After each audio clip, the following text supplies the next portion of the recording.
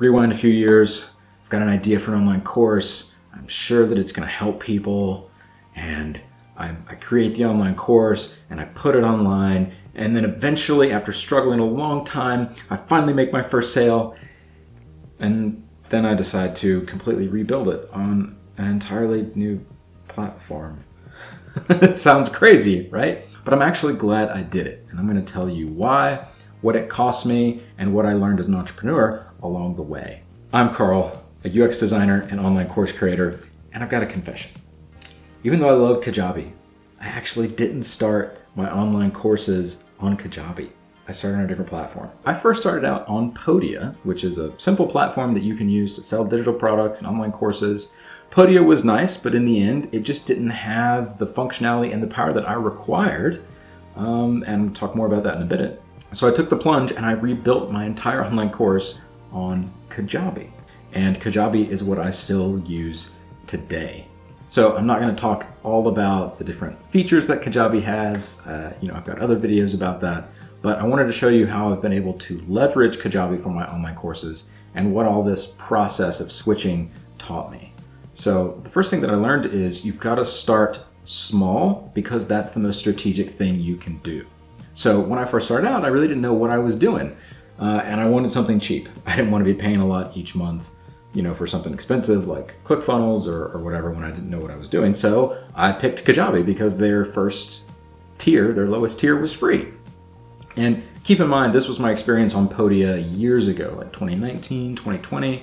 Podia has changed a lot now, so this is not like me saying Podia is bad. This is not a bad review of Podia or me trying to bash it. It's just saying at the time I was using Podia, it eventually wasn't meeting my needs. So that's why one of the reasons why I switched. So even though Podia at the time was affordable, it was lacking in a lot of areas that I cared about, such as the ability to customize, the ability to be flexible with things, having design-friendly email marketing, the user interface.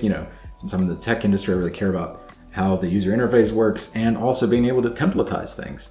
And there's probably other things that I don't remember from, over 3 years ago. But even with all that said, Podia was still a good platform to start on, because if I'd got something bigger and more robust early on, I might have gotten too skittish about spending more money, without having any sales coming in yet. So imagine if I had quit too soon and then hadn't made any money as an online creator. So even though I'm glad I'm on Kajabi now, Podia was what I needed at the time.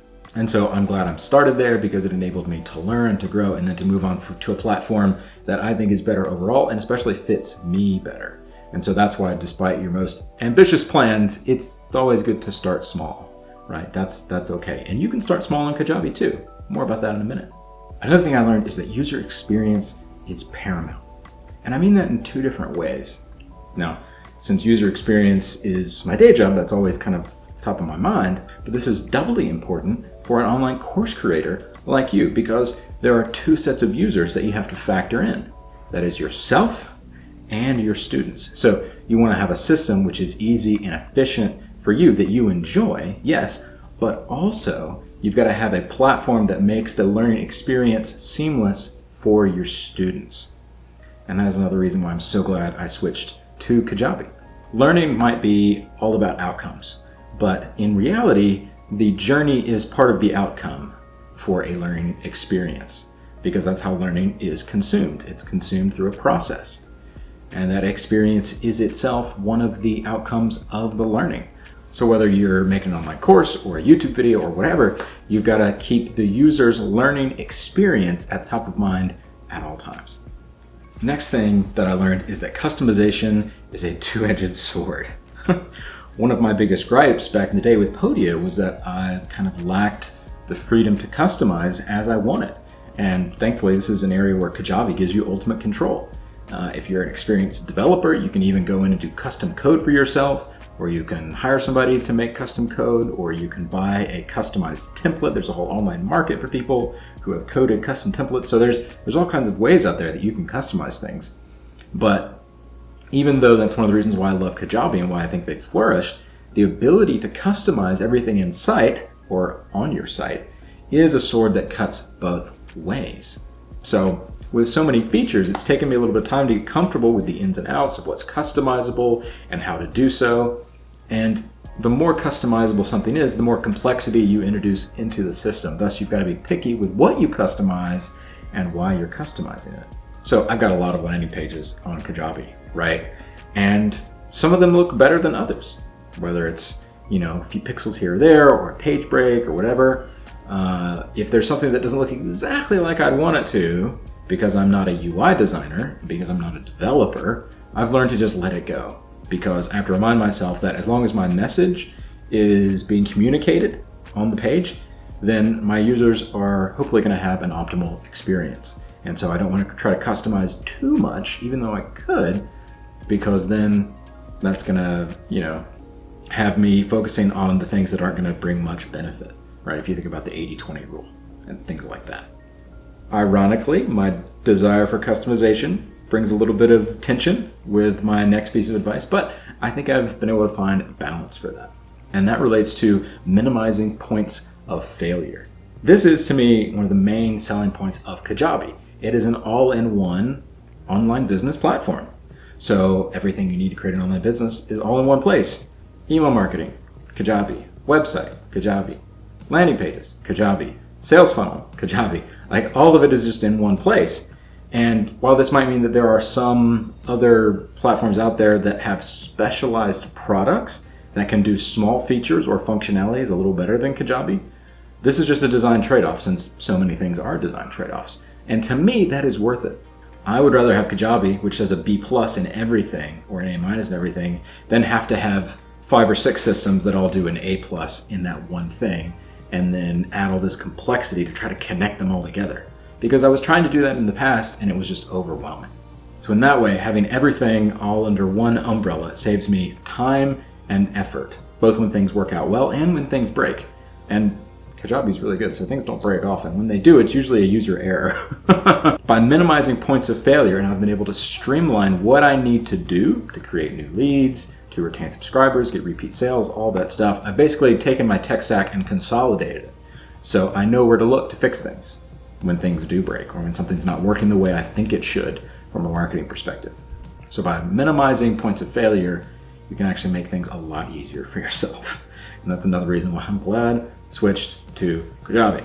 Another thing I've learned along the way is that solopreneurs ain't supposed to be lone wolves. And that's another area where Kajabi really shines, is with how they relate to their customers. Not only do they have really good, support with their chat and things like that, but also they're engaged with their users in a way I rarely see in other companies and products. That especially is coming from me, who works with a lot of big companies to help them create better experiences for their websites or their products. They're engaging with their users in private Facebook group.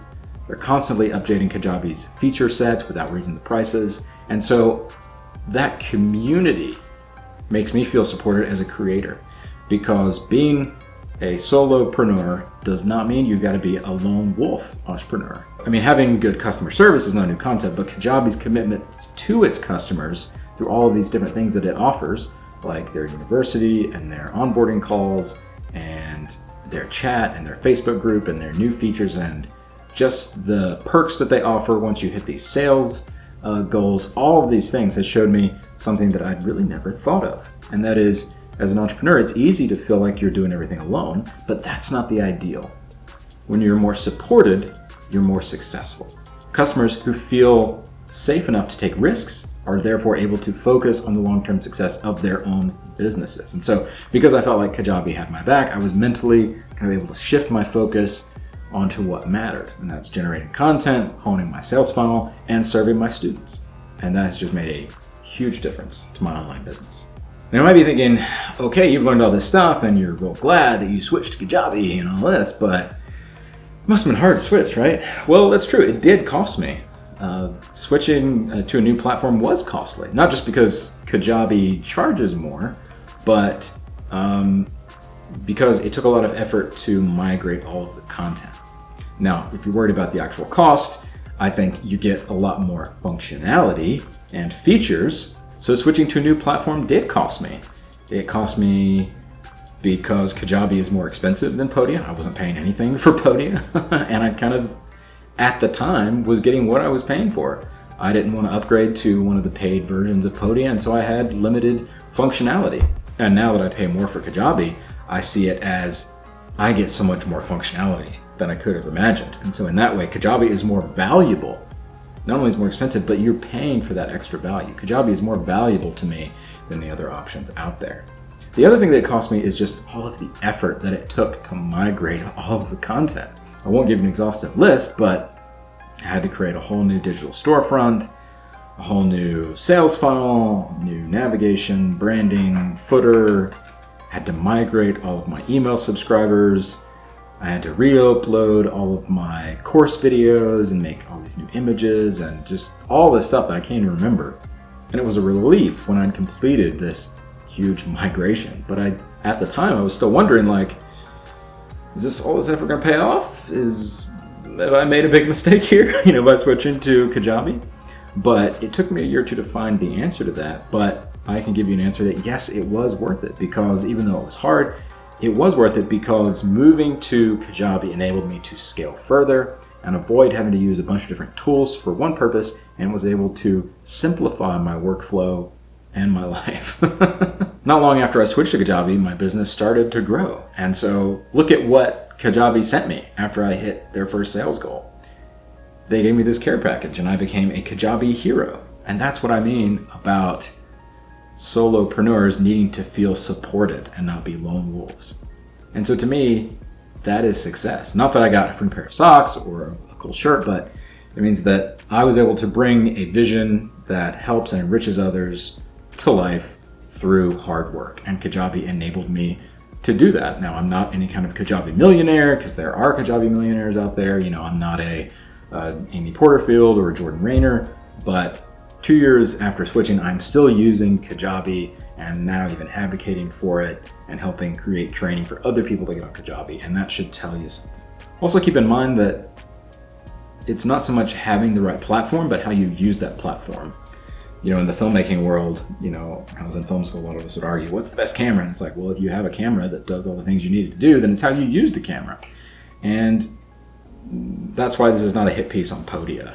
I love using Kajabi, but I hypothetically could have been successful using a different platform, but I just analyzed what was on the market and chose what was best for me, and I'm so glad I made that choice, because to me, Kajabi makes the most sense because it enables me to fold a bunch of other platforms that I was trying to use at the time all into one and streamline my marketing and selling process. And it enabled me to create a more customized experience for my students, whether they're free students or paid students. You might prioritize different features than I do, and you might try a bunch of different platforms and realize, oh, there's no platform that's actually perfect. And well, yeah, of course not. But that's because one size does not fit all when it comes to entrepreneurs, and that's okay. You have to make your business your own. Whether you're listening to me who's saying go try Kajabi, or you're trying Kajabi from someone else or whatever, find the system that fits your needs and goals the best, because that's what I did. And that's what I think you should do. And all that being said, I still think the best way for you to do that, whether you're on a different platform or you're just thinking about launching a course in the first place, is with Kajabi. Even if you're not sure yet if Kajabi is the right platform for you, I definitely encourage you to give it a try. I am so glad that I switched to Kajabi, and I think you will be too. If you want to try out Kajabi, then click the affiliate link down in the description below, and you can get a 30-day free trial of Kajabi. That is double what you can get off of Kajabi's homepage. And in addition, just for using my affiliate link, I'm also going to give you my comprehensive ebook called UX for Course Creators, where it takes all of my knowledge as a professional user experience designer and consultant and combines that with all the experience that I've gained as an online course creator on Kajabi, and kind of puts it together so that you can create the best learning experience for your students on your online course. And that's going to help you whether you've already created a course in the past and you want to make it better, or you're brand new to this and you're like, I don't know how to design a course. So if you want to get that, sign up for Kajabi, get the 30-day free trial and the free ebook, UX for Course Creators, by using the link down below.